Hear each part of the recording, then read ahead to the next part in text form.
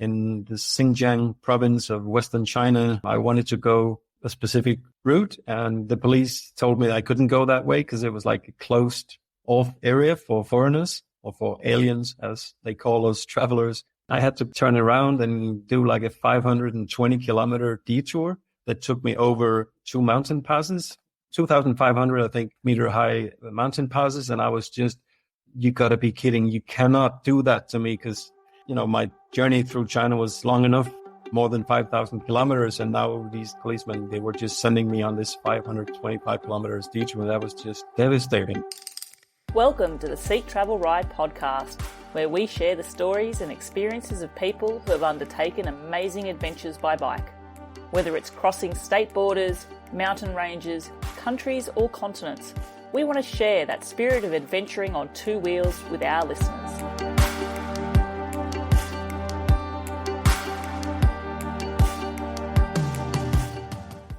Hey everyone, Bella here from the show. Before we get into this episode, just a little heads up. The audio for Nicolai in about the first half of the podcast is probably just a little bit less than sharp and a little bit less quality than probably what you're used to. Unfortunately, there was a little bit of a problem with the equipment that I didn't pick up on until about the halfway mark of the recording. It's all okay, you can still definitely hear Nicolai speak, and by all means, you certainly want to listen to the first half of this episode because he has got some amazing insights and experiences that he shares. But I just wanted to let you know, bear with it, and once you get past through the first half, it'll be a real transformation when nice and sharp and crisp Nicolai starts speaking and answering my questions as well. I am excited for this episode, and I'm excited to bring it to you, so no further ado, let's get into it. Hello, I'm your host, Bella Malloy, and I'm excited to introduce my guest for today's episode of Seek Travel Ride, Nicolai Bangsgaard. Nicolai is a Danish anthropologist and adventurer, and it's safe to say he's been pretty fully immersed in the world of slow travel. In 2006, he set out on a long-distance bicycle tour that would span 4 years, taking him across 6 continents, pedalling his way through 53 countries, with a total distance of 62,000 kilometres. Now, I can only imagine how much a trip like that has shaped Nicolai, as since then he's been embarking on numerous outdoors adventures, again, all in that theme of human-powered slow travel. His adventure CV is truly impressive. He's now visited 123 countries, cycling 120,000 kilometres plus through 83 of them. This all leads me up to speaking about his latest adventure, one which he has named the Global Triathlon.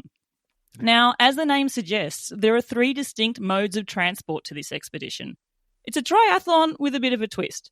It involves cycling from Denmark to Singapore, then taking a kick scooter across Australia and New Zealand. From there, Nicolai will be running across the US before being reacquainted with his trusty bike back in Portugal, where he will cycle back to finish off his trip home. Now, I'm speaking with Nicolai today just as he has arrived in Perth, Australia, having just finished the first cycling leg of this journey. 20,000 kilometres of pedal revolutions from Denmark to Singapore across 22 countries. No doubt there's going to be lots of stories to tell as well, and I'm really looking forward to speaking with Nicolai about those, to learn more about not just this trip, but to also have him share some insights and learnings from living out such a life full of adventure. Nicolai, it's a big welcome to the show. Thank you, Bella. I'm excited to speak with you.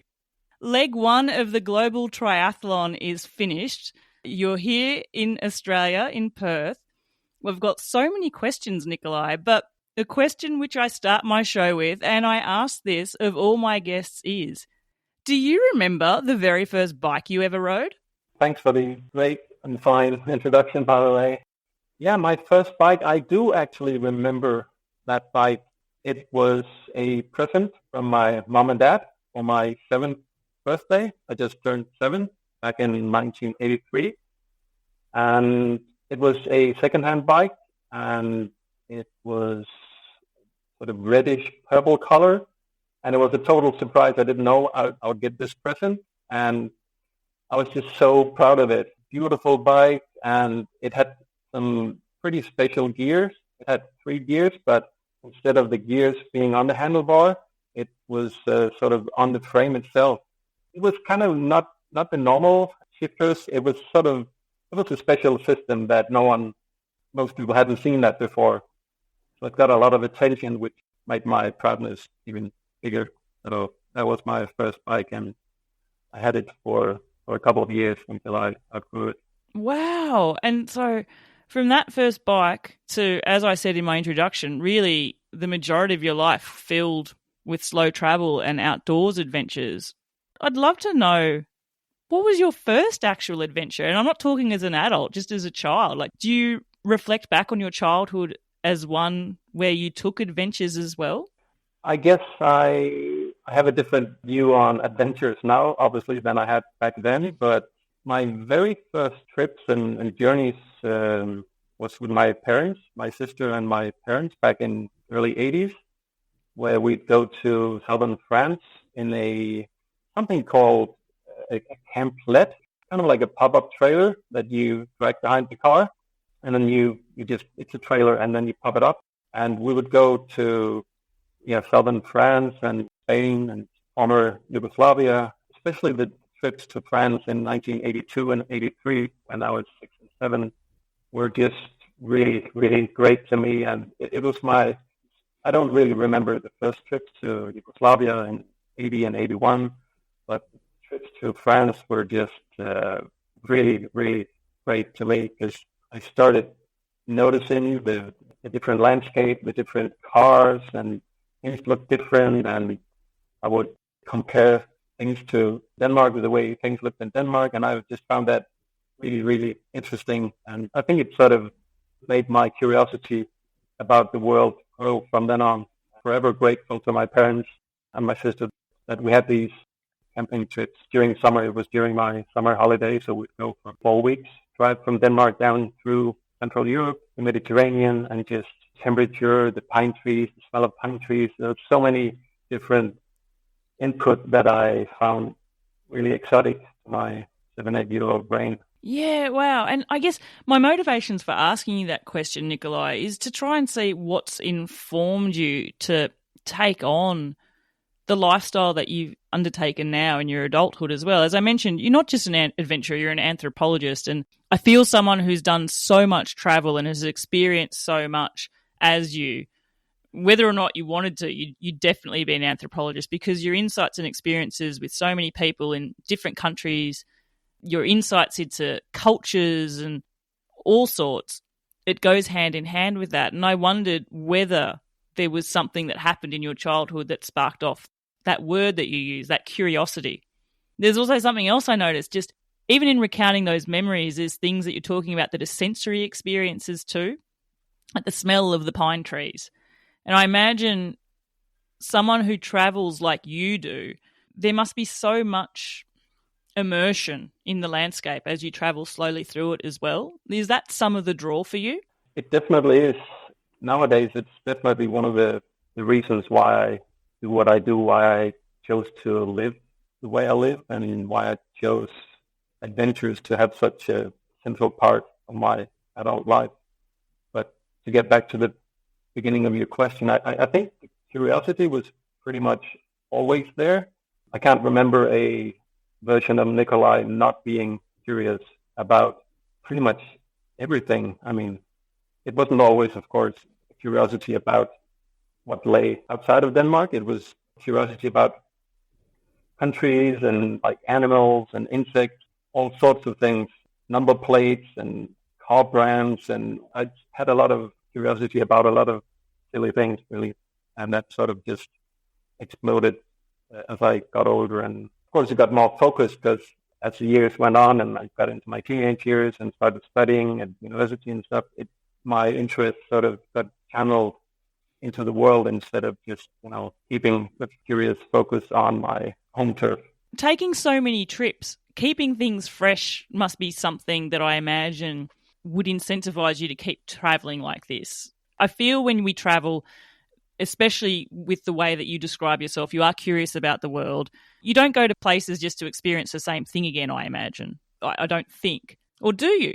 I could do that, yeah. I think for me, one important thing is to be able to sort of wipe my mind clean of previous experiences and expectations, and to sort of try and see the world with fresh, new eyes wherever I go. Because that way, to me, it makes even sunrise number 2,340, it makes that sunrise special, because I'm like, wow, I might have seen 2,339 sunrises before, but that number 2,340 is just, wow, magical. And I feel that consciously, I try to not get to take things for granted. And yeah, I know the sun is going to rise tomorrow, but will I be there? Will I see it? Will I feel it? Will I touch it, feel it, whatever? To me, that gives me a sensory experience that is always fresh and always new. And I think that way I manage to keep my eyes hungry in a way. You wake up excited each morning to see what things are going to occur for you in the day.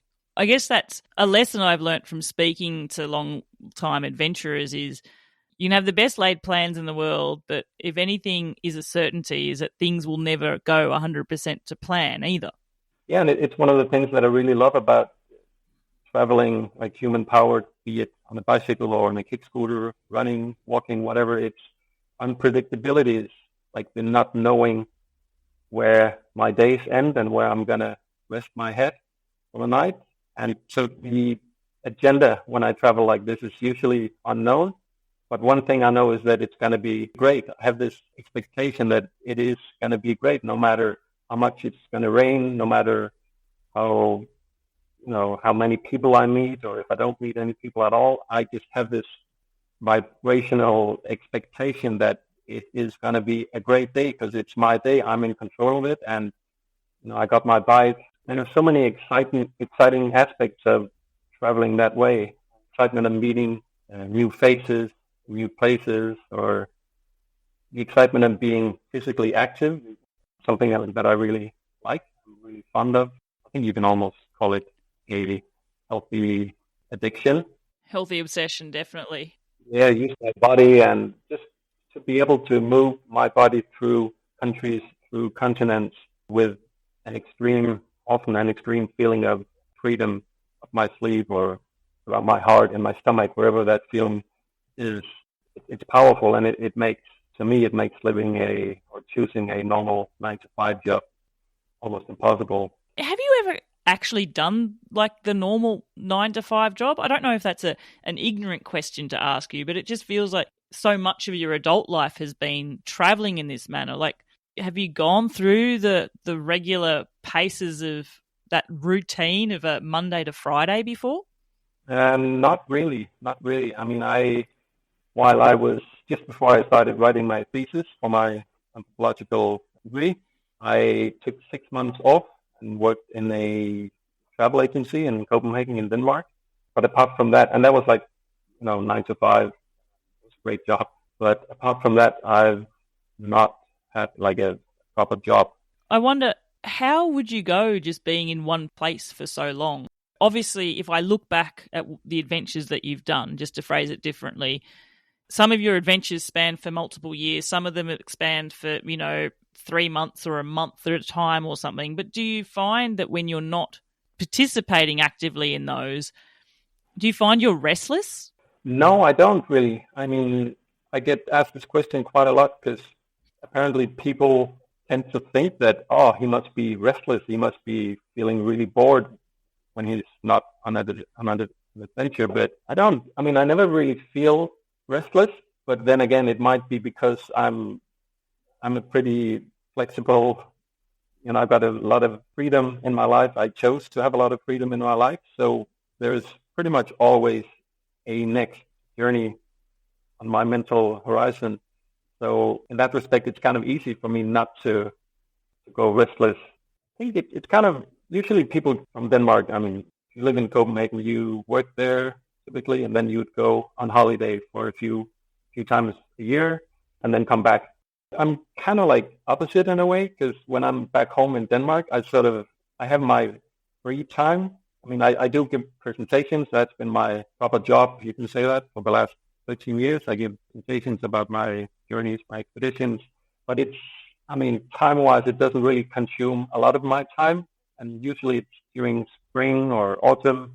So during the winter, during summer, I have a lot of time to just be myself, hang out and enjoy life. Almost feels sometimes like a holiday in my own city in Copenhagen.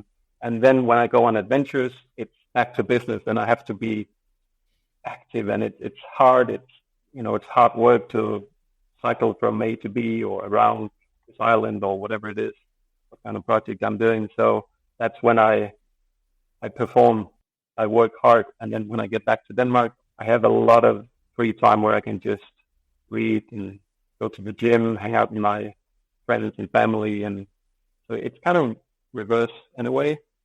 I wouldn't change it for the world. I'm really happy and pleased and feel extremely privileged being able to do in this way. A question which I wondered, again, looking through the things that you have done, that first, well, I don't know if it was the first tour, but a really major one, 2006 to 2010, that trip there that you took, around the world. Did you start off realizing how long it would be? Did you have this big trip in mind? Geographically, yeah, I sort of knew I was going to go around the world by bike, but I had in mind that it would take around 2 years and that the length of the trip would be around 30,000 kilometers. But for various reasons, the expedition ended up taking twice as long and being twice as long too. Things just changed, and I was just taking my time, enjoying staying in cities with friends that I met along the way, and I didn't plan on going to Africa. My route up through the Americas from South Central to North America ended up being a lot longer than planned. Even just the mindset to set off with that long distance in mind as well. And I wonder also, conversely, have you had times like during that trip where did you ever feel like I've had enough actually? Or was that a point where you would just pause and stay longer in a certain place? Yeah, the latter. Definitely. I had moments when I felt that I felt less hungry for the world and for finding out what's around the corner. But instead of just, sort of just throwing the towel in the corner, I would just go, okay, what do I need? I probably need a rest. And then I would just sort of pull the brakes and have a break for however long I felt I needed. And it could be 5 days, it could be 2 weeks, it could be 1 month. I went through Australia on that round the world bike ride as well. And I took like a month off in Melbourne and a month off in Sydney because I just loved those cities and made some good friends, great friends. And I just, I did not feel any urge to just rush through Australia. So whenever I had this feeling that sometimes my social batteries would just be depleted and I would just feel I need some human touch, or I need to talk to someone, I need a good conversation instead of just being in my own head, which I was, for obvious reasons, I was most of the time just me riding through empty landscapes, which I love as well. But sometimes I could feel the need to relate to someone. And then I would just go to the next city, could be in South America and Peru. I would go to Lima, capital, and just go to a hostel, check into a cheap hostel and hang out with random people there. And then maybe after a few days, a week, maybe I felt I'm recharged now socially, so I'm ready to hit the road again. And my legs would tell me, saying like, come on, Nicolai, you haven't reached your goal yet, so come on, keep pedaling. And then, so I like that, the change of pace and change of input. I think that helped me keeping the motivation high and not coming to the point where I felt, I just rather quit this expedition and go back to Denmark. That was never, not even once did I think that thought of quitting the expedition and going back. You were talking about the need for human connection at points because you realize spending so much time on your own through places with your own thoughts, you would reach points in time where you wanted that human connection. Something a recent guest of mine, who's also a very long-distance traveller, Peter Gostelow, he's been undertaking trips actually pretty much in a similar time frame as yourself as well. I think he started his big expeditions in 2005 and much like yourself, Nicolai, has continued to do so. Yeah. When I was interviewing him, something that he spoke of, I guess sort of the payoffs of this lifestyle. There's lots of reasons to keep doing what you do, and for Peter the same. It's obviously still something, the experiences you're gaining is obviously the reason to keep doing it. But Peter spoke about also the payoffs for doing that. And for him, one of them was that feeling of just a loss of connection, or the lack of feeling like you're always in a community. When not on a trip, say when you're visiting family or friends back home, you're not fully connected in that way, or at least that's how Peter felt. Is that anything that resonates with you as well? Not really. I mean, I know Peter very well and have known him for nigh on 20 years now. But I don't actually feel that way. I mean, I know that I have had strong relations. I mean, I'm sure Peter has as well, of course. But I don't really. I mean, when I'm in Denmark, I try to consciously be there, like be there for my friends, be there for my family, be there for my sister and her family and my two nephews. And I try to cultivate like those relations instead of mentally being on the next trip. It sort of worked like that for me, because then I just have a feeling that I'm not really either there or, not even in Denmark, or not out there on an expedition. So I try to sound cliche, but to be here now, wherever I am, and grow, make those relationships grow. Most of my relations, like friends, and they've been with me we've been friends for 30 up to 40 years. So it doesn't really matter in the scheme of things I hope not, if I'm away for, say, half a year or 3 months every winter or whatever I come up with plans. I know that they will be there, and I will be there for them once I get back. I don't really feel disconnected in that way. Similar to Peter, the motivation to keep travelling in this way, there's so many more reasons for you to do that. You're enriching your life by taking on this type of adventurous lifestyle, so to speak. Yeah, absolutely. I do want to go back to that big trip. Would I be right, Nicolai, to say that that trip set the tone for the rest of your adventures? Oh, yeah, that's absolutely. It totally did. When I left in 2006, I had just turned 30, and I had no idea at that point the impact this round the world trip would have on my later life. And when I got back in 2010, things just sort of happened quite fast. I started writing a book about expedition, and even before back in Denmark, I had my first presentation obligation, or my first presentation deal, which was kind of weird because I didn't have any product to sell, but people were willing to buy my story. But I was like, yeah, I can give this presentation, but I had no idea. I had so many other things on my mind to see my friends and my family and get back to Denmark. But so things started working out, and without me knowing all the doors that this expedition had opened to me, within a few months, a new career sort of opened as a public speaker or presenter. Yes, and then things would just pretty much snowball, because I would earn money for my next expedition, and when I came back from that expedition, I would give a new presentation, and started doing tour leading, like leading bicycle trips, working with various Danish travel agencies, set up different bicycle expeditions. And so that was a totally new job.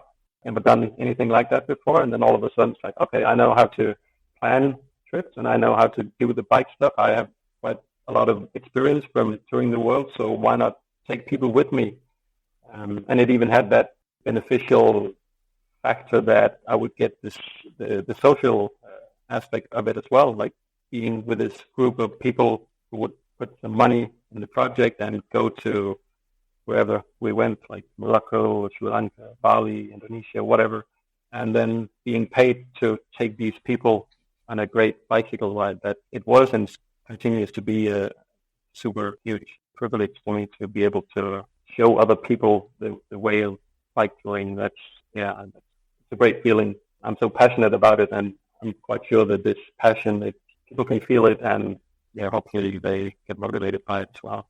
I could only imagine what it would be like to have you as a tour leader, like all your experience and stuff as well would be awesome. Because when you were talking about tour leading then, one of the trips you've led, we're not talking about small trips like Bali to Beijing. Mm-hmm. I think it was the largest expedition ever. I think it was 84 people or something.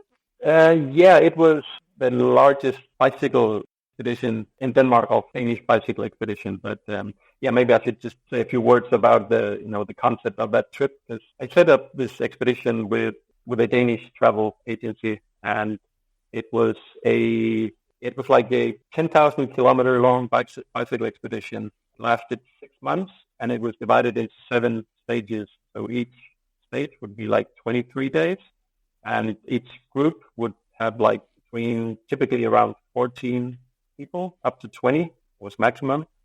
And then we went from Bali across Java, Indonesia, then up through, like from Singapore, up through Malaysia, Thailand, Laos, and then into China, and finishing off after 10,080 kilometers in Beijing. And it was my first ever experience as a tour leader. It was quite a mouthful, I'd say. I mean, it was by far the most challenging and thankfully rewarding trip I'd ever made, because there were so many things I had to do and make sure of, and big responsibility as well, because having, say, 18 people in my group and then leading this group of experienced and not so experienced riders through cities with millions of people, like through Jakarta, through Singapore, through whatever, like Chengdu or Kunming in China. It was challenging, and people would get sick, and there were so many things that I had to take care of all the time. Like, what do we do? And do we go up this mountain or do we go around it? Is the group strong enough so we can go up the mountains, like to some hilltop at 1,400 meters in Malaysia, for example, or should we just stick to the flat coastal road? There were so many things I had to take care of, but at the same time, it was a huge satisfaction seeing how the expedition just progressed and how everything just worked out eventually. It's one of my lessons of my touring career, that always work out. And one time we would end up in this little Indonesian village where I checked online that there were 3 hotels. So I thought, well, 3 hotels should be plenty for us. We were 20 in the group at that time. But when we rocked up in this little town, there was a festival going on. So all the hotel rooms were just full. It was fully booked, everything. And I was there standing with a group of tired cyclists and with no accommodation whatsoever. And continuing was not an option. We had like a support vehicle, and there was an Indonesian driver, and me and him, Yanto was his name.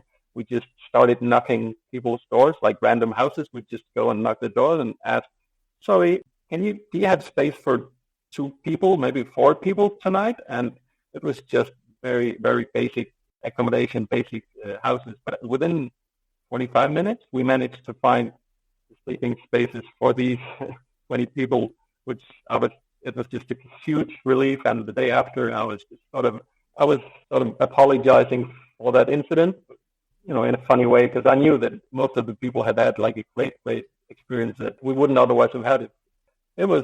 And they were all applauding that we loved it. Can we stay another night here? And it's like, wow. So yeah, it just turned out to be a really great experience. But arriving in that town, I was just no good.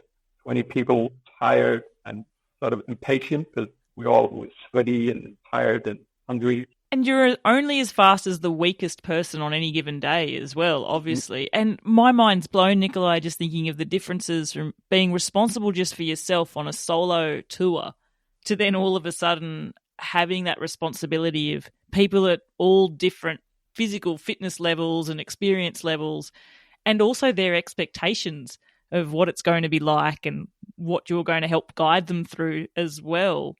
Mm-hmm. I can't even fathom the idea of 20 people with that type of mixture, and then throw sickness into it. Days of incredible headwinds, no doubt, and rainstorms. What a concoction there. Yeah, we got it all. I guess for you, it would have been, first few days would have been like swimming in the deep end, but I guess there must have been also, very quickly you would realise the reassurance that your previous experience and your skill set that just came to the fore there. Because you can't take trips for this long and not have all these skills that so many novices don't even know they need. Mm-hmm. Like I say, I mentioned your first trip there. I imagine, Nicolai, there have been so many changes since you undertook that first expedition to, say, how you're undertaking your current expedition, from how you plan things to even the technology that's available to help you to do that, to what you know about countries as well. I wonder, what are some of the biggest differences you've noticed yourself? Well, I guess the planning part is quite different compared to when I set off on my first bike trip back in 2005. I went to Morocco for 1 month.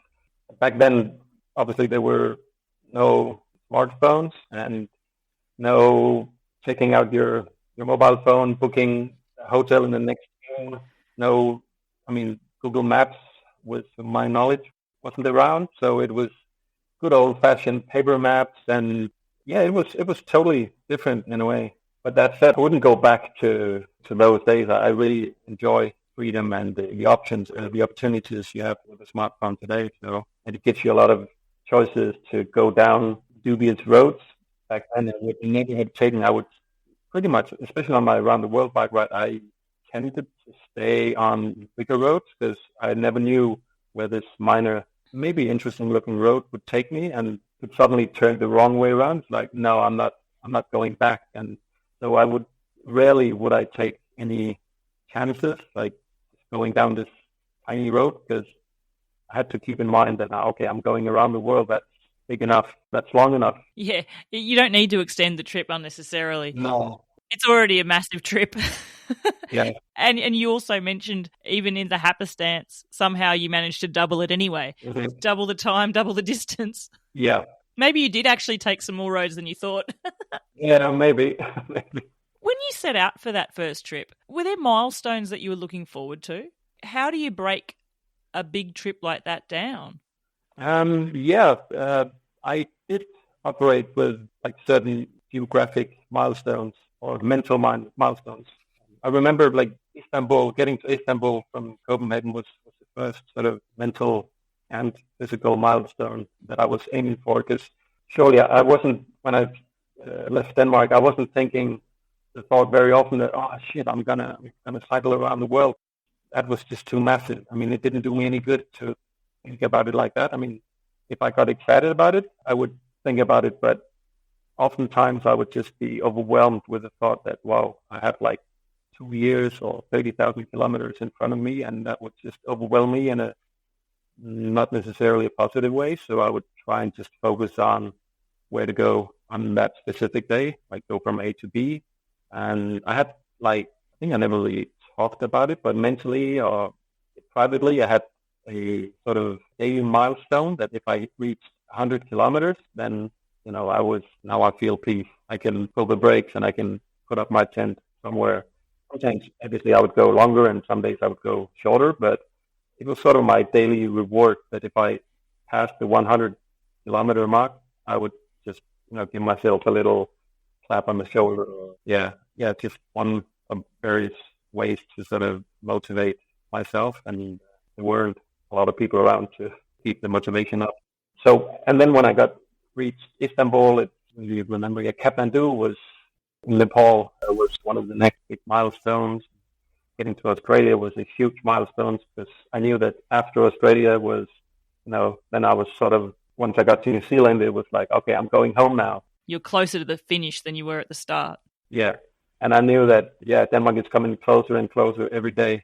For me, that was motivation as well, thinking that no matter when I will get back to Denmark, because when I left Australia, went to New Zealand, I sort of used those first 2 years, and that was like the original time frame. So I was like, maybe it's going to take another 2 years for me to go back. And, I had a lot of time to digest that thought and think about it and feel, just come to a sort of acceptance to the fact that this is going to be like a 4-year expedition. It was kind of easy enough because I was just prolonging the magic, so to speak. I really loved what I was doing. So, okay, I love this trip for the first 2 years. I might love just as much for the next 2 years. Of course, there was a backside to it as well, because that meant that I wasn't going to see my friends and my family for another 2 years, especially for my family, mom and dad and sister. But instead of just thinking, oh, I'm not going to see my friends and family for another 2 years, I started focusing on the fact that no matter what happens, no matter how long this trip is going to be, tomorrow is one day less until the hug. I can hug my family again. That sort of helped me quite a lot along the way, especially if I had stretches through deserts or if it's been raining for a few days nonstop and my motivation probably wasn't that high. I would just try and motivate myself and, all right, Nicolai, rain is part of the adventure as well. And tomorrow, no matter what happens, I'm one day closer to seeing my friends again, my family again. And so come rain, come hail, come headwind, come whatever, come sunshine, I don't care. I try to sort of make myself independent of what the weather situation was like or, what the conditions of the road or hilly terrain or whatever came my way. Keep focused on, I've got me. I've got it, Nicolai. It doesn't matter how big the raindrops are. I'll continue. And the rain is gonna stop eventually. So I often wonder when I interview people who take such big solo expeditions, obviously there must be that inner peace of being alone with your own company, because I don't think you could do anything to this degree if you weren't comfortable with just being with yourself. You did mention earlier that you also knew when you needed to charge the social battery and actually connect with people. Do you find, though, if you could choose a perfect place, would you prefer, are you more at home touring through like hustle and bustle of cities, observing there, or are you more at peace in a solitary landscape just on its own? probably between the two settings, I'd definitely go with the latter. Definitely. I really enjoy usually riding through vast open landscapes as long as it's under clear blue sky. I can't get enough of that. And I'm told that Australia is going to bring a lot of that, so I'm pretty excited. Oh my gosh, I'm just imagining of what's ahead of you there as well. It's amazing to me thinking you set off from Denmark and it's 20,000 kilometres of human-powered travel, pedaling your bicycle to get to the end of that landmass in Singapore. Like it's a monumental trip in and of itself, without thinking of Australia and the North America and everything else that's to come ahead of you as well. Yeah. Setting off for these trips, there must be a level of assurance or self-assuredness that you know that you can do this as well. Is it more a case it's not a physical battle for you, it's more mental fortitude to get you through? It's a good question. I think it's a healthy mix of those two. I mean, obviously it's a physical challenge, but the most important aspects of that challenge is in my own head, keeping the motivation high and overcoming the obstacles I met along the way. There's been a few of those, but I don't know. Yeah, it's a mental battle and it's a physical battle as well, or challenge. But at the same time, I don't want it to sound like it's just a battle challenge. There's so many reasons to be grateful to have the chance to see the world as it is and to meet all these people and to see the beautiful landscape, to just be outdoor pretty much 24 hours a day. It feels so right. And I just can't express how liberating and how free that feeling is. And it's kind of addictive in a way. Once you get a feel of that feeling, immersed into the world. And of course, I mean, I had it when I left Denmark April 1st last year, 2023. Surely I had an idea that I can do this, especially the bike part. Obviously, I've done things like that before. The kick scooter part, I mean, I've done expeditions on a kick scooter as well. I went around Denmark a few years ago, 2 months, 3,200 kilometers. I went to all the bigger cities in Denmark, through the country, without a dime to my pocket. I left my credit cards at home. The aim of that trip was to get a feeling of what the Danish hospitality and kindness to strangers is like, because when I've traveled in so many countries around the world, one of the thin red lines through all those experiences is the extreme friendliness and hospitality I've met people around the world. So I realized back in 2019 that I never really gave Denmark much of a chance. So I was like, okay, I'm going to travel around Denmark on this kick scooter with 25 kilos of luggage, and I'm not going to bring any money with me. And the money part was primarily because I had a feeling that without money in my pocket, I would be sort of forced into taking contact with Danish people and thus find out how do they react to a stranger coming to their home, knocking on their door, or someone outside a supermarket started chatting and told them about the project, how would they react? So it was a great adventure, and I learned a lot. Also, personally, I learned that, I don't really need money to get by in this world. I would collect cans and bottles from that people just threw on the roadside, because in Denmark you get like a refund when you recycling. Yeah, so you'd get like 20 Aussie cents per can. So I would just collect those, and usually on a good day I would probably get $5 Australian worth of, and then I'll go to a supermarket and just buy the reduced price product. So that would make my money last longer. And so, yeah, that worked out brilliantly. Plus, there was a lot of people, like more than 300 Danish families reached out to me, and I had a Facebook page around Denmark by Kick Scooter. And so people had an option to follow me on that trip. And I did some PR as well, because I had an idea that the more people who know about this trip, the easier in a way.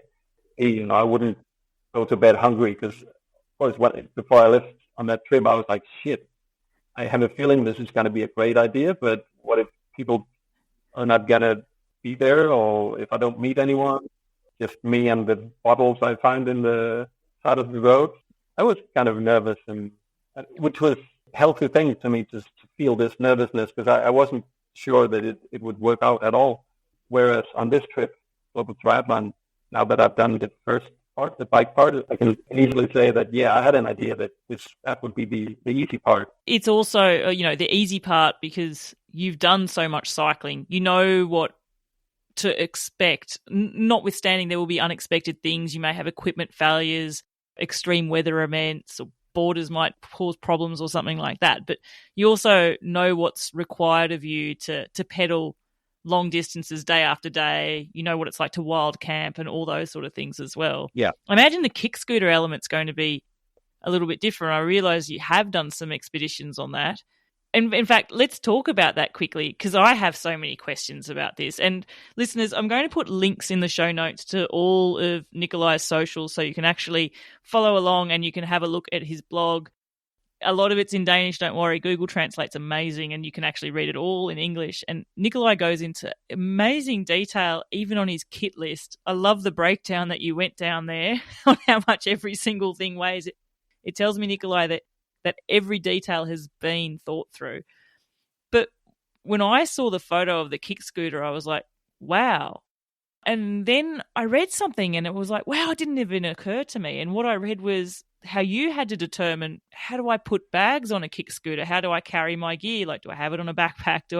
And then I thought, my gosh, of course, because on a bike, we've got front racks, back racks, and, handlebar bags and top tube bags if we want them. But on a kick scooter, all those modifications, like, how many people even tour on a kick scooter? Is it just you?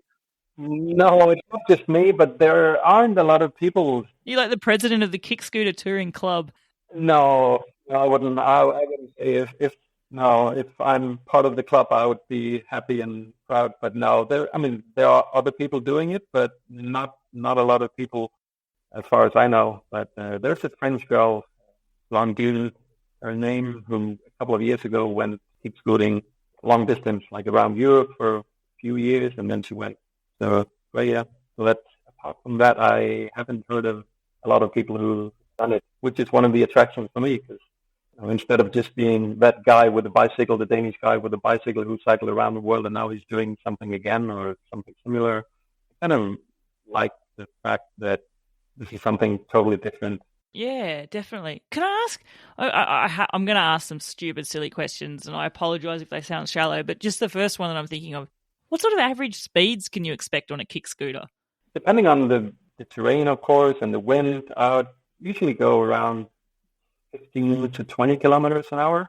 I mean, it's a not one of those tiny kick scooters. No, it's definitely not a kick scooter that's got wheels that have different colours on it. And No. that you see like a 6 to 10-year-old playing about on by any measure. And it's not even an e-scooter that we would see a lot of in the cities and the city plans. No, it's different. It's almost 2 meters long, and the front wheel is 28 inches, and the rear wheel is 20 inches. And then in between, it's got like a platform where I stand and kick. And then it's got standard brakes as on a bicycle. And as you said, it's got a rack on the front wheel where I can put my bike bags, my panniers, and put all my stuff. And hopefully I don't have to wear anything on my back to carry anything, because I'd be moving my upper body quite a lot, and obviously the legs as well. Prefer not to have anything on my back. On that note with the legs, and maybe this sounds like a silly question, but do you alternate the leg that you kick with? Yeah, I do. You'd have to, wouldn't you? Yeah. If not, I'll probably end up looking pretty silly with one huge leg and then one tiny leg. You'd have like a really strained hip flexor. Yeah. But yeah, it comes pretty natural. I mean, it's probably the question I get asked most while on a scooter trip. But it happens all natural, like second nature. I just sort of jump from one leg to the other. And then, again, depending on the terrain and the wind, I'll probably kick, say, 10 to 15 times on each side.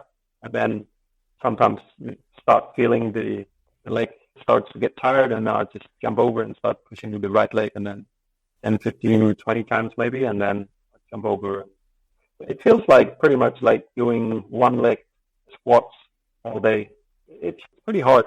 Wow, there must have been, and I did actually see this in one of your Instagram posts, coming close towards the end of Singapore, is conditioning your body and starting to train your body with different exercises, knowing that the kick scooter part of this leg is coming up. Mm-hmm. Because it's total different demands on different muscle groups, really. Exactly, yeah. And that's from experience. I know that the first week on the kick scooter trip is usually pretty painful, because it takes some adjustment to, yeah, as you said, it's totally different muscle groups that I use on a kick scooter compared to the bike. So it's more like bum and core and different legs that I use. So pretty much the whole body is engaged when on the kick scooter, which is not the case on the bike.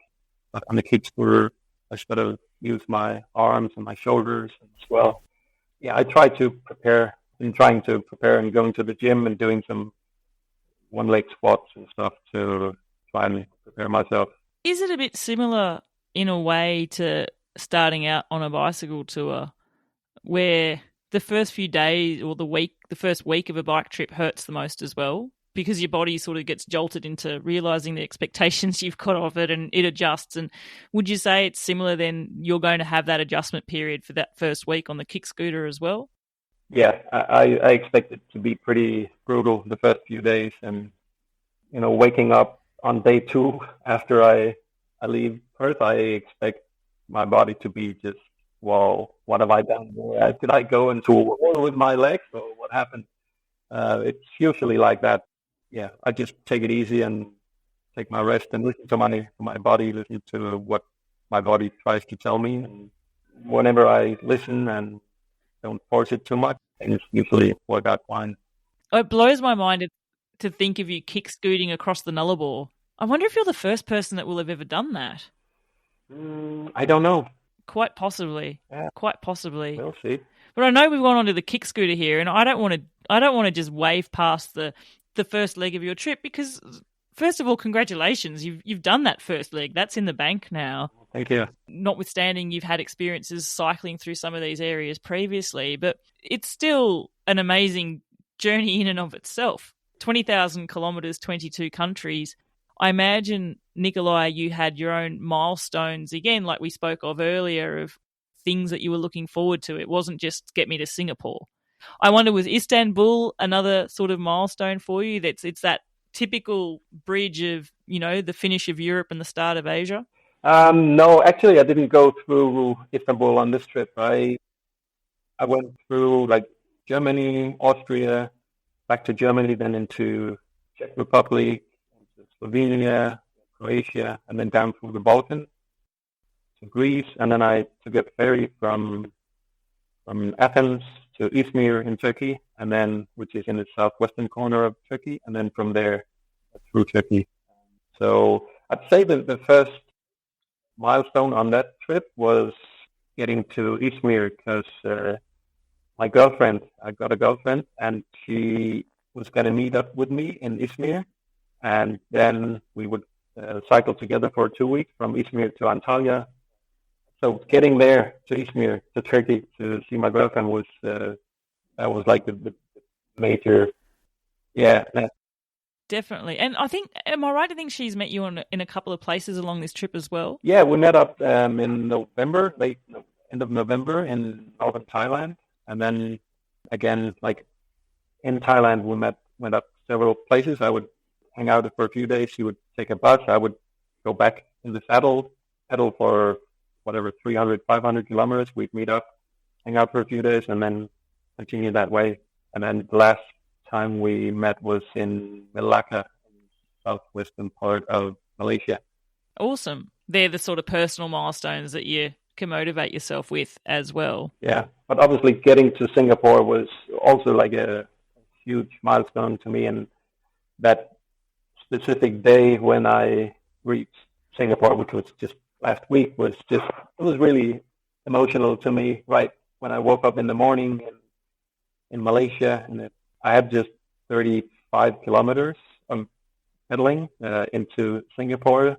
I crossed there's like a causeway between Malaysia and Singapore that I could cross by bike, and then I just reached the island of Singapore, and I just felt pretty emotional, and I was trying to make some video and talking to the camera, and now I'm in Singapore, and I just something just cracked inside of me, and I started crying like, wow, I could hardly speak to the camera. I'm like, just came out of the blue because I thought, I got it. I'm just going to do like a small recap of where I am, what happened. I cycled 20,000 kilometers, and I finally reached blah, blah, blah. But it didn't turn out that way because I just couldn't talk. The words just stopped in my throat. And I just realized then that, wow, it's a big achievement for me to get there, especially considering, what I went through. And I waited for example, I waited for 35 days to get a visa for Iran, which I ended up not getting. I was rejected twice by the immigration authorities, and I was just waiting in Armenia, the neighboring country, and it was so frustrating to just go and wait, and then ending up not getting that visa and having to sort of restructure the whole expedition because I was sort of trapped in a dead end. I couldn't go south to Iran, Pakistan, India, which was my original plan. I couldn't go to Azerbaijan because the land border between Armenia and Azerbaijan was closed. Going north to Russia was not an option because I would only get like a transit visa for 5 or 10 days, which wouldn't be enough anyway. It was just not a very nice situation. I managed to go through. I flew from Yerevan in Armenia. I flew across the Caspian Sea, 45 minutes to Kazakhstan, a town called Aktau, and then I continued through Kazakhstan, Uzbekistan, Tajikistan, Kyrgyzstan, back into Kazakhstan, from where I left the bicycle in Almaty in Kazakhstan, went halfway back to Denmark, to Tbilisi in Georgia, to go to the Chinese embassy, back to Almaty, and then spent 2 months, 60 days cycling 6,000 kilometers through beautiful and challenging China, and then into Laos, Thailand, Malaysia, Singapore, and here. The visa issues is such a big part of that. And even hearing you talk about to get a Chinese visa, I know that a lot of, around the world travelers now, a lot of them have been scuppered with the Chinese visa plans as well, because to get it, you can't get it from, am I right to say that you can't get it when you're actually in Central Asia? You need to apply from somewhere else. I have a previous guest of the show, Muriel, who did ride through China.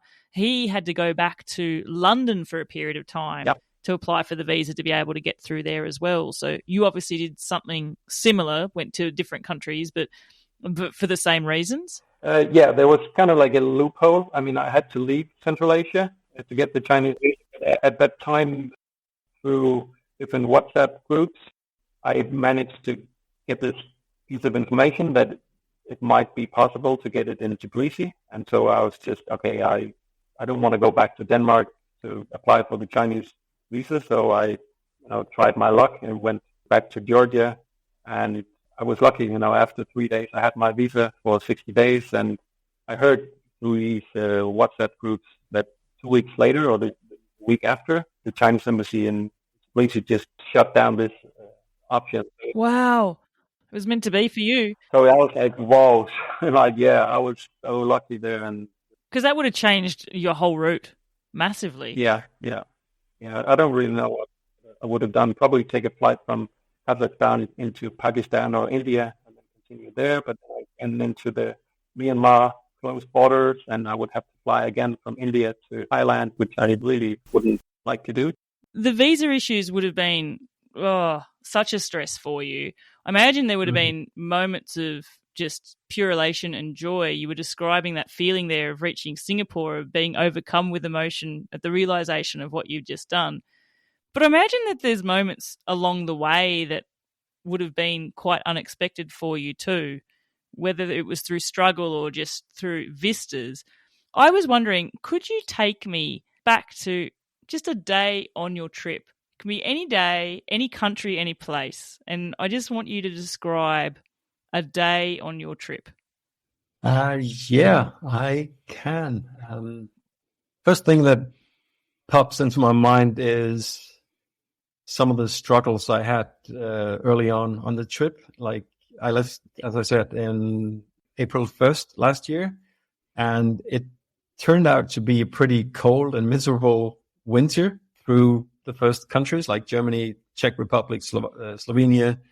I wasn't really expecting that because I had been studying the weather charts and stuff, and it looked all right, but it was just so miserable and cold. And I'd be wild camping, like in the forest of Czech Republic, for example.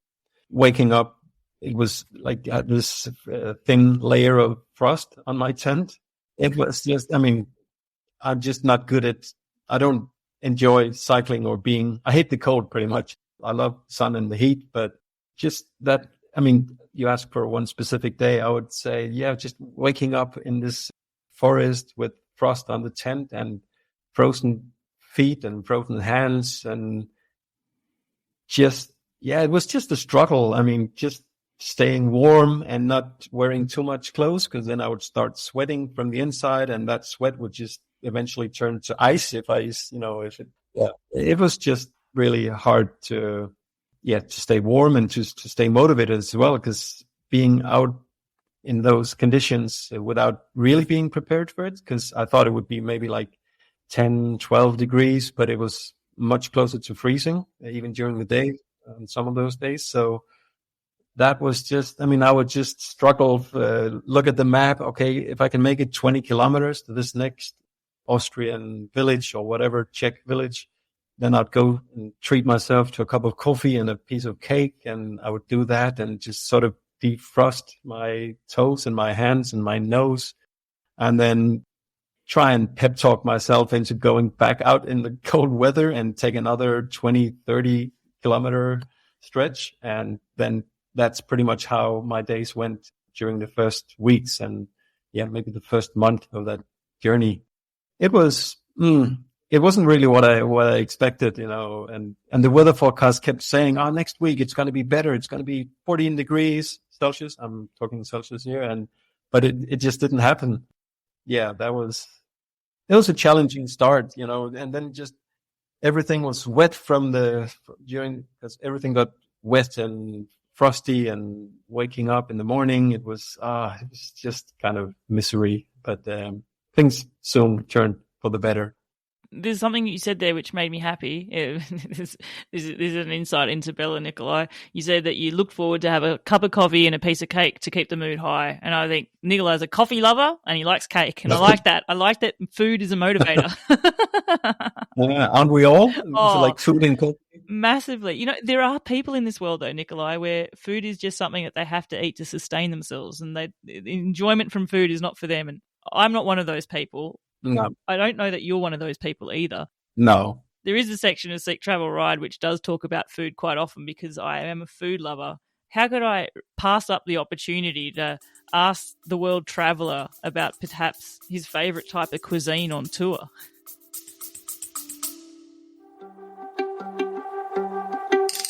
Hello listeners, it's Bella here, host and producer of Seek Travel Ride. Many of you have recently gotten in touch with me to find out how you might be able to support the show. I am an independent podcaster, which pretty much means I sort of do everything. I research my guests, I interview them, I put their audio together and I do an edit of that, and then obviously I release the episodes and market them as well. It's been a great experience now for just over a year, and we have 60 episodes in the bag as well. But pretty much if you do want to support the show and show some love to the content that I have been producing, I have recently set up a Buy Me a Coffee account. It's just a way that you can financially contribute to the show and put some funds towards the running costs of producing this podcast. I'm very proud to be an independent podcaster, and whilst it does mean there's a lot of work on this show at my end, it's an absolute joy to bring it to you at your end.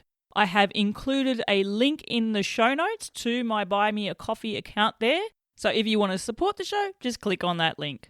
Once again, thank you all so much for your support. Now let's get back to the episode.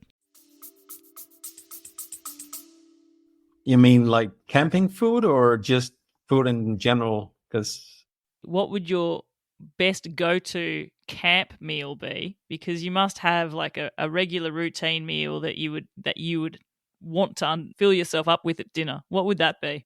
While camping, right? Yeah. I'm a big fan of just one pot meals. I don't sit for say 45 minutes and chop all my veggies and wait for rice to cook. I prefer it to be efficient and fast, and just so whatever I can put, it could be lentils, it could be rice, it could be like pasta. I would boil that in the pot and then add some tomatoes, fresh garlic, oregano, canned corn is a big favorite for me because it's got some nice energy in it. But basically just whatever I could find. Usually I don't buy a lot of like fresh groceries. I mean, if I'm cycling through a desert or whatever, it doesn't make sense anymore. So canned food like peanut butter and oatmeal is my go-to meals, but that would probably be my simple dinner and just a lot of it. I'm not too fussy with my cooking. Sometimes I make up some crazy meals that no one probably ever heard of and want to hear of. Oh, they kept you going the next day. That's the most important thing. I wonder, Nicolai, did you have instances when you're going through like Central Asia of people randomly stopping and offering you up things like, cucumbers or rock melons or stuff like that? Because I've seen so many pictures of world travelers where that's happened, and there's a photo of them with a local and a big melon or something. Did you have that as well?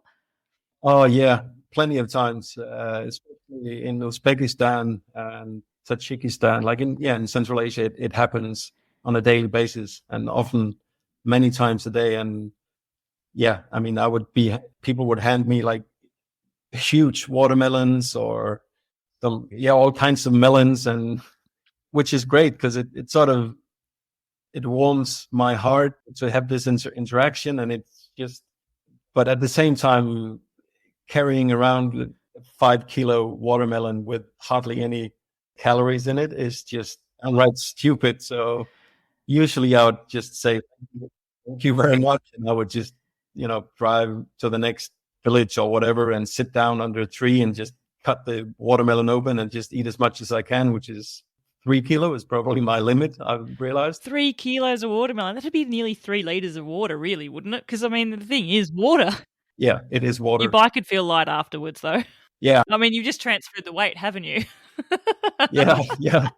That's right. But yeah, it happens a lot. And especially there's a place in Uzbekistan called the Fergana Valley. And when I rode through that valley, things just went crazy. I mean, from really friendly to just out of this world friendly. And I rode through that region on my first round the world bike ride in 2006 as well. So I had an idea what would happen, but again, I was just super surprised about the degree of friendliness. And just whenever melon seller by the roadside, he would see me on my bike, first thing he would just grab a melon and just hold it out. So when I passed him, he was like, "Here, this is a present for you." And it's just wow. And I would sit down and have a little chat if we could with this fella, and I would just stuff myself full of watermelon or honey melon or whatever was on the table. And I would leave that place just with my stomach full of melon, but also my heart full of love. And I really enjoyed that region. Nicolai, as an anthropologist, you have had so much time with thoughts on society, no doubt, with all your observations that you make as well. What's your perception of our world, of all the different countries and culminations of cultures? Like, when we have access to so much technology and so much that we read, proper knowledge, not just the stuff that we see in the media, we can educate ourselves to a degree, but I feel like nothing will ever replace the actual experience that you would have in person there. And you've got such a breadth of it. What's your perception of the world and the people within it? Well, first, that it's a lot better, a lot kinder, a lot more positive than the media tell us. I mean, that's one thing for sure. And as an anthropologist, I see a lot more things that connect us than separate us. But, the media usually focus on the things that separate us, like in a very black and white us-them dichotomy. I'm not a big fan of that. It's just because that's not my perception of the world. That's not how I see it. I see so many human traits that connects us, that are the same if you're in Colombia or if you're in Kazakhstan or if you're in Australia. It's pretty much the same. We want the same as human beings. We're made of flesh and blood, and we have feelings, and we have wishes, we have wants, we have likes and dislikes, and our needs are pretty much the same all over the world. So why not focus on those aspects that connects us instead of listening to the media? And the media just tells us, it just feeds us this us-them dichotomy. And it's, to me, that's just not how the world clicks, and it's not how it works. That can be quite frustrating to me sometimes, that the vision of the world or my view of humanity is so far away from what the media tells us. And not that I have the secrets or anything, or that my vision is clearer or better or more right than anyone else's, but it's just from all these close to 30 years of experiences from all over the world, I have my own sort of, my own pool of experiences that I use to sort of form my view of the world, the view of people of the world. And sometimes I just wish that why can't people just look at the world the way I do? Because it's a very, very positive outlook, because that's what I experience. Wherever I go, people will meet me with open arms, and I'm not blind to the fact that, of course, it depends on the way I meet the world and meet the people I meet along the way. I'm totally aware of that. But if you smile to people, chances are they'll smile to you. If you don't smile to people, chances are they won't smile back. And that's just, it's simple, it's cliche, but that's how it works. And you can use that to your advantage and just sort of build up a positive vibe, not only in yourself, but also in your immediate surroundings. Yeah. And that's so powerful once you realize that you have the power as well. It's not just the world out there and I've got no control of that. We have power as human beings, and why not use it in a positive, constructive way instead of moaning about, Israel, blah, blah, all the conflicts around the world. And I mean, I know it's a fact. I'm not blind to the fact that not everything is perfect and, all right in the world. Things are happening that we would rather be without. But I think it's just really important to keep things in perspective and realize that it might be like less than 1%, a lot less than 1% of the population of the world that is involved in these conflicts and fights and wars or whatever. Most of the people, like most of humanity, 8 billion people, just live and want to live normal, simple lives and, get on with their things. And no drama, no, just friendliness and peace. And that's how I see people, because I've had so many options and experiences from just going through villages where people don't expect me to just drop by. So I feel I have a really good insight into different cultures around the globe. And it's given me so many priceless experiences and insights as an anthropologist, but also as private Nicolai. And of course, that affects me to day in and day out, just meet these hospitable, kind people who show an interest in the stranger and extremely friendly. And maybe I get invited to have a meal or to put up my tent in the backyard, whatever. It's just, how can that not affect me and anyone else? You have written a book. It's in Danish, isn't it? Is there an English version of the book? No, unfortunately, there's only a Danish version of the book, Solo 4 Years Around the World by Bike. And it came out in 2011. And I think it's kind of behind me now. Probably, I never say never, but I don't plan on translating that book, unfortunately. But there'll be a new book coming out after this Global Triathlon, I'm quite sure. Do you think that'll be in English as well? Yeah. Hands up for a copy. Hopefully I'll meet you somewhere and I'll get you to sign it.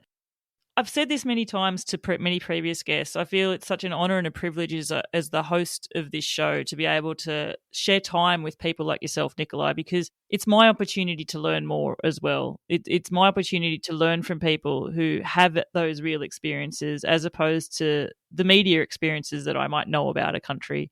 For example, before I did this show, if I talk about a country just randomly like Iran, I'm told as an Australian in the Western society that Iran is a dangerous place. It's not a place where I should go as a woman either. And it's the people, are evil or things like that. Every world traveler that I've ever spoken to has filled me with, hospitable stories of these amazing, beautiful people. And, that's just one small example. And it is cliche, but it's true that people just want to do good for you.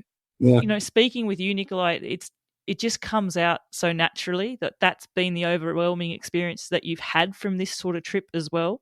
Yeah, it is. Yeah, it's exactly the same experiences. Yeah. And I keep getting overwhelmed by warmth and friendliness of complete strangers that I meet along the way. It just never ceases to impress me. And I just feel humble and honored and happy and privileged to experience it. You need to get out there to expose yourself to these different environments to be able to receive the love and the friendliness and etc. I mean, because there's nothing special about me. It's just once you put yourself out there, then and expose yourself, then you're sort of receptive to all that friendliness and love. But if you just stay at home and the world is not, it's a dangerous place. I'd rather stay at home. Of course, then you don't get the benefits and the positivity of meeting strangers that are just super kind to you. I can totally just understand where you've come from with that as well. Total different tract here, but we talked earlier about what's changed in terms of your trips and in terms of planning and, the technology has been a massive advancement. What about just even equipment-wise, what's changed for you from a long-distance touring perspective? Have there been changes brought on by experience of, what to take, what not to take? If a total beginner came up to you and said, Nicolai, I want to go for it and ride from Denmark to Singapore, what's the sort of thing I should think of bringing that I probably don't know that I need? What would you sort of suggest perhaps? I'd say leave the fear at home. That's probably be my best advice. I mean, of course, it's kind of important that you bring along the equipment that you might need. But in general, I think some people have a tendency to sort of overdo it, to plan too much and get into too much details about what tent or what spokes to put on the bike. And I mean, it doesn't really matter in the long run, just as long as you get yourself a decent bike and a decent saddle and do some research, of course, but get yourself a tent, sleeping mattress, like the sleeping arrangements, and then just pretty much just go. And the rest will sort of work out. Yeah. Of course, most of my luggage is like specialized equipment. So it's like my tent is like a kilo, 2-person tent is like 1 kilo, super light. And pretty much all my stuff there's a reason why I'm bringing it, because you don't want to carry, especially on a kick scooter, you don't want to carry excess weight, baggage. So I'm still blown away by the fact that you can get up to, 15, 18 kilometers or whatever an hour on the kick scooter. Yeah, but once you get going, it's quite some momentum on the kick scooter as well. So what's it like going down on a kick scooter on the downhills? What's that like?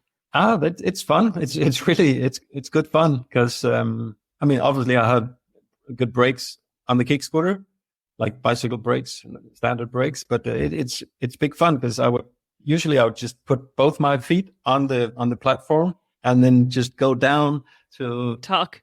So to diminish the wind resistance and just go. And sometimes I can hit like 50, 60 kilometers an hour if it's going down. So usually it's a matter of how much, I can brave it or when I sort of chicken out. So it's good. It can go pretty fast and it's hands-on experience. And then uphills, is it that's a total different experience then?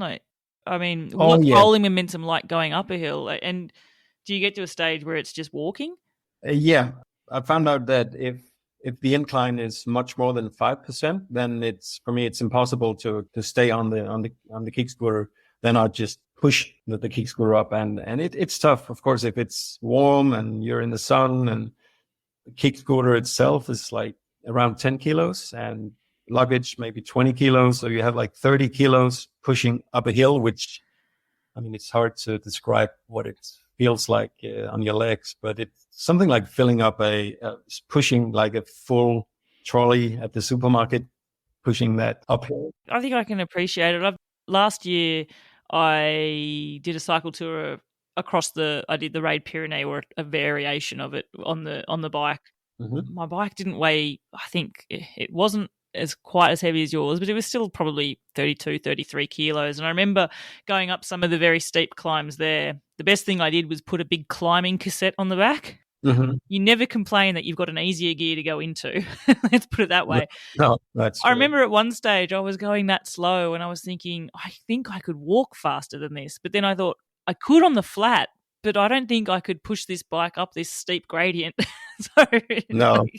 like there is a point where the wheels aren't helping you push this. Like it is all just strength, isn't it? Yeah. Yeah. It's just on a kick scooter, you don't have the transmission. You don't get the help of gears that you have on a bicycle. And that's probably the main difference between a kick scooter and a bike. And it's what makes it a lot harder, like per kilometer, to go on a kick scooter, because you need to push, you need to work through every single kilometer, every single meter. On a bike, you can sort of you use the gears to go uphill.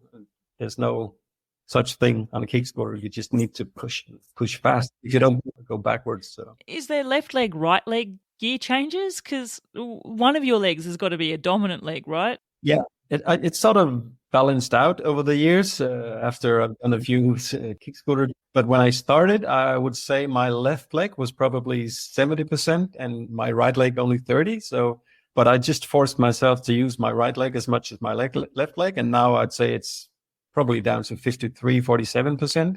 So I still have my favorite leg, but I try to just use my right leg more than like to push than the other one, to sort of the balance, the 50-50 balance. But I've got time to figure that out over the next few months in Australia and New Zealand. Oh, definitely. Before you then go on to the running leg of your trip. Yeah.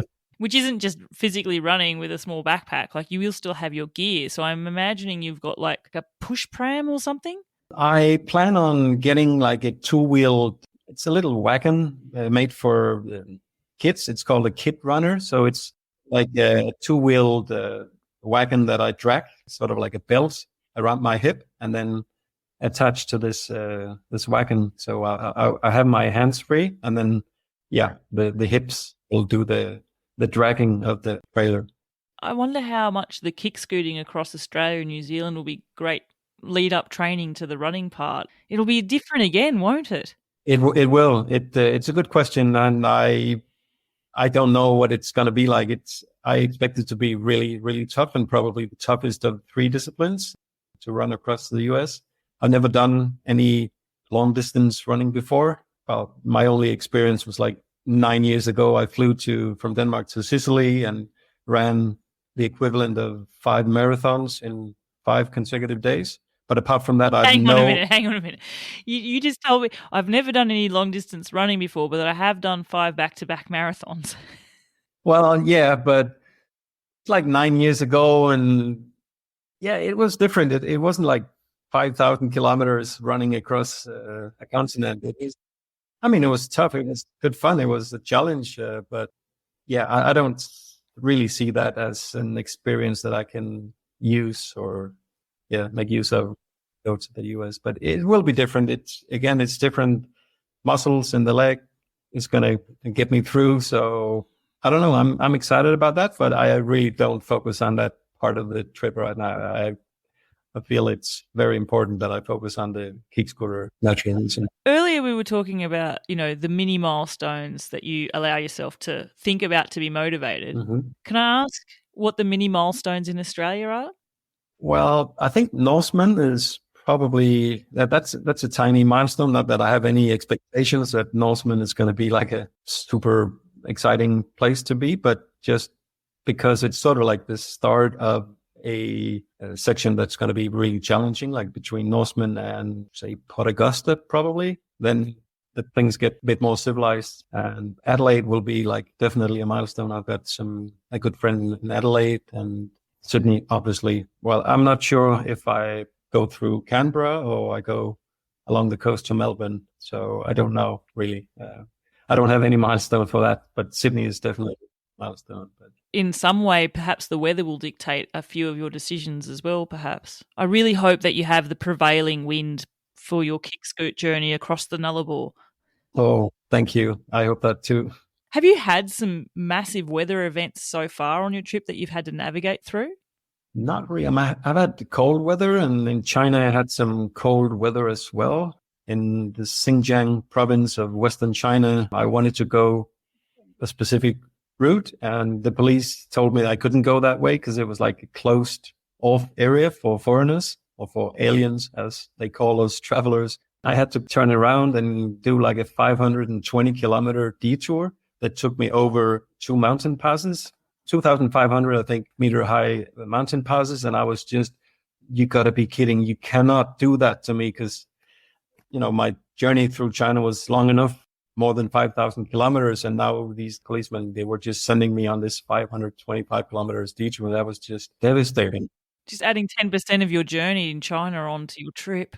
Exactly. And I was sort of like, I only had 2 months to cover that distance. So I was like, no, you got to be kidding. And I tried to convince them to let me go, but they were just, no, it's closed. I mean, you have to leave now and you have to go down that way. And then, yeah, that was challenging also weather-wise, but it ended up being a great experience as well because I got to see, I had to go through an area that was usually closed off to tourists as well, but the police realized that I had to go that way, but I was not allowed to sleep in certain towns. I had to go through towns. I could have lunch in town A, but then I had to continue to town B where I could find a yurt to sleep in, like a sort of touristy, but only for Chinese tourists, yurt to sleep in. And then the next day I had to promise them to just keep going until I got back to the sort of main road, the classic route through Xinjiang.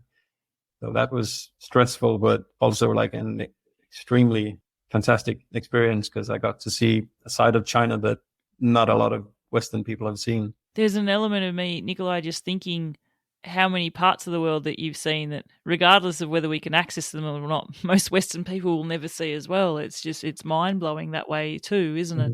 Yeah, it is. And it's what bicycle touring does and can do. It just brings you to places where not a lot of people go, and it's a free gift. I mean, as long as you don't let the fear guide you, if you just sort of feel confident and just go into the unknown, then things will just blossom and good things will happen. Something that's occurred to me, because you've said it a couple of times, of leave the fear alone, don't let the fear guide you. Mm-hmm. I imagine having as much experience as you have, those moments of fear would be less and less, but do you still ever get them at all? Not really. I mean, I'm not really a fearful person, I think. I mean, it's not that I don't know the feeling, but I don't know. I don't fear much, I think. And not because I'm naive or anything, but just because my life has shown me that, as I said, people are good. The world is a nice place. It's a kind and positive, warm place. And why wouldn't it be so tomorrow as well? It was today and it was yesterday and the day before yesterday. So why wouldn't it be that? So it's kind of a matter of looking at it realistically instead of just making things up in your mind and, all these things that could happen. You could get bitten by a snake or scorpions. And don't you know that the dangerous spiders in the world are in Australia? Blah, blah. Don't worry about the spiders. You'll be fine. Yeah. I mean, snakes just don't bite you like that. If you step on it, it'll bite. But usually, I mean, they're not aggressive. Don't try and catch a snake, anybody. That's the number one reason why people get bitten. They try to catch them. Exactly. And years ago, I made up this fictive deal with all the wild animals that if I, just stay in my own space and don't disturb the wildlife, then the wildlife won't disturb me. And it's sort of worked so far. You've got lots of great wildlife to look forward to as well. Yeah, I hope so. Just listening to you, Nicolai, I imagine, we were talking at the very start about the sensory experience of bicycle touring as well. I imagine a few guests have mentioned to me, one of the greatest benefits of slow travel is you can just stop and appreciate things as they happen as well. You see something, you can take notice of it. It's not like you whiz by in a car and the viewpoint's gone. There's nowhere to pull over and stop and take a photo or something. So that's something great that you get to look forward to as well. Yeah, absolutely. And there's so many great things about the slow travel that appeals to me. The human powered aspect as well. I don't really look at it as a slow travel. I know that it is. It's fair enough to call it slow travel, but I'm more focused on the human powered aspect of it, the satisfaction of moving my own body and my belongings under my own steam. The satisfaction from that is really great. And you have time to digest what you experience. And it's a great way to see how people live on a day-to-day basis, because you travel so slow that you actually sight and your senses can keep up with what you experience. If I ever had to think of something to marry up with an anthropologist, I feel like this is a perfect thing for you to be doing. You're giving yourself the biggest gift of being able to observe different societies from day to day in different places as well. Yeah. What an awesome thing to be undertaking. Nicolai, I know we're going to have listeners tuning into this episode wanting to think, oh my gosh, I wonder where he's up to now. How is this adventure going? I will provide links in the show notes, but if you want to just give a quick shout out, what's the best way for people to follow along this journey at the moment for you? Facebook and Instagram. I have accounts on Facebook and Instagram that I update daily with the coverage in text and photos of my journey. So that would be the best way to go. And it's just the accounts are just my name, Nicolai Bangsgaard, Nicolai, Bangsgaard, Bangsgaard. Awesome. I will definitely do that. And I definitely encourage you all to do that, because you also have the ability to track where you are as well. Yeah, that's right. Every night when I put up my tent or if I sleep in a hotel, I have this Google map, sort of interactive map where people can actually see like within 1 or 2 meters where I spent the night. Yeah, and there's lots of, I put a lot of links, especially on my Facebook pages, where people can see what kind of equipment I use and what mode of transport I'm using and where I am. And if people want to follow me on Strava or Garmin, it's possible to go through via those links. I know that I've got a lot of Aussie fans and listeners in this show. I'm inviting all of you to openly stalk Nicolai's progress and be one of those awesome dot watchers and meet him out on the road somewhere and show him some good Aussie hospitality along the way as well. Nicolai, I do need to wrap the show up now. And I've got 3 quick questions to finish it off with. The first one is, if you had to pick a song to be the soundtrack to the Global Triathlon, what song would you pick? And that song gets to go into the Seek Travel Ride playlist, which is a song picked from every one of my guests, available now on Spotify and Apple Music. So what song am I putting down for you, Nicolai? Wow, that's a great idea. I didn't know that, that you put up a Spotify playlist. It's an eclectic mix. It could power you for days, I think. Oh, yeah. I'm definitely looking into that. Going to look into that. I listen to music a lot, and there's thousands of numbers, but I would pick the song called No One's Gonna Love You, with a American band called Band of Horses that you might know of.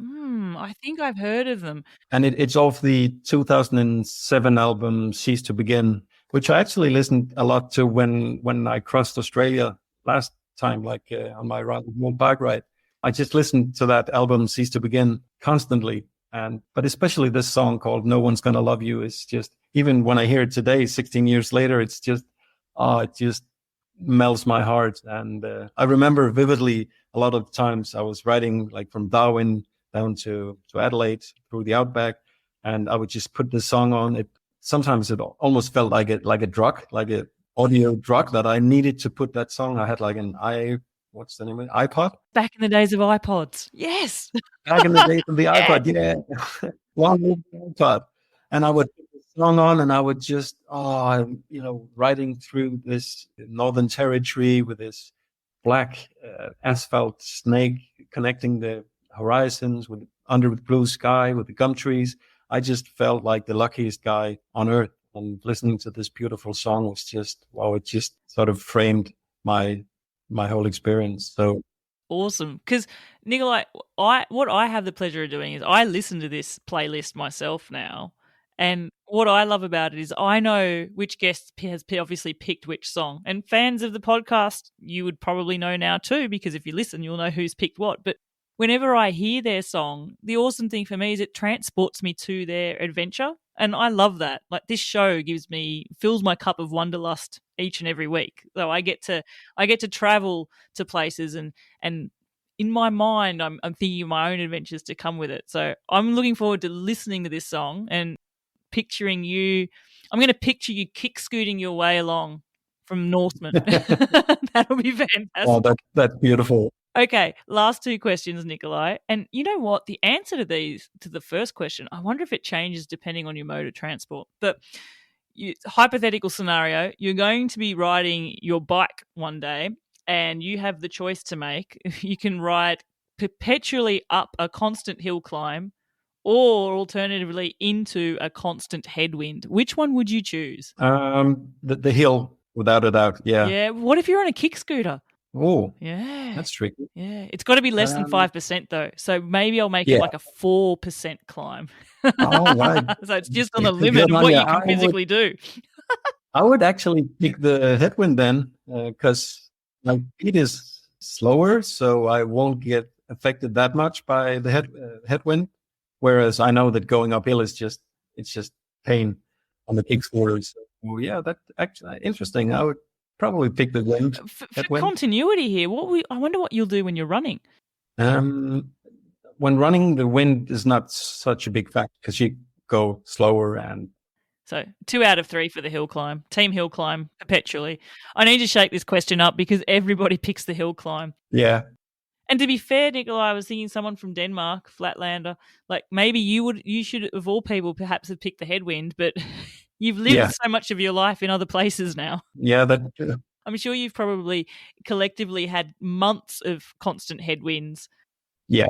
In your experience as well. And months of riding uphill too. So. Oh, for sure. But the views, mega. Can I ask quickly, this is such a random question and it's probably a really stupid hard one, but what's your favorite mountain range that you've experienced? Oh, that's a good one. I've seen quite a few over the years. I would say in terms of the feeling of adventure and expedition, I would have to go with the Himalayas. Wow, lovely. Yeah. Yeah.